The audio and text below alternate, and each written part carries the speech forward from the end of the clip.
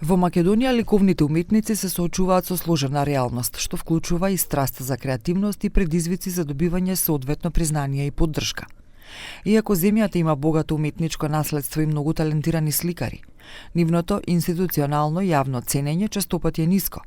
Иако оваа ситуација се промени во последниве години, вели ликовната уметница Љулзиме Османи. Unë mendoj se me kalimin e viteve çdo kush duke munduar të bëjë diçka, e kemi arritur pak Kërçovën në nivel më të lartë, sepse dim pak njerëzit, mirë po jo edhe thelbin të vlerësohesh ashtu si në shtetet e jashtme.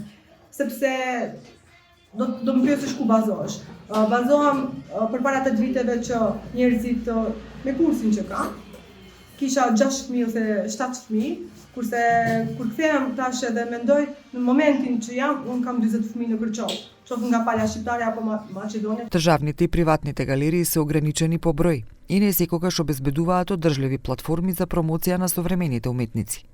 Многу сликари се принудени да прават изложби во странство, за да добијат пошироко признание и подобри можности за продажба. Numri i njerëzve është shumë i vogël.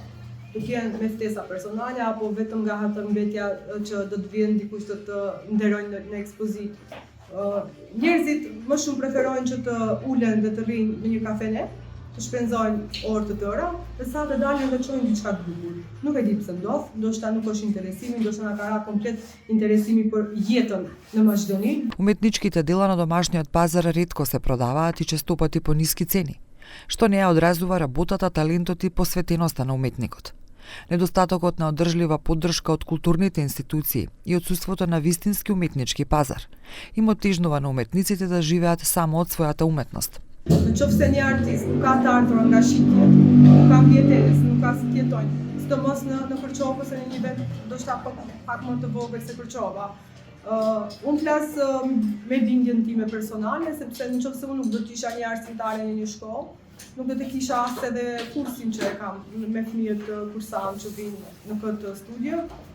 Nëse e kisha marrë vetëm shitjen e pikturave, nuk kam mbijetesë. Подобрувањето на оваа состојба бара поголема посветеност од државните институции, поширока едукација на јавноста за важноста на уметноста и развој на уметнички пазар, што им го дава на домашните творци местото што го заслужуваат.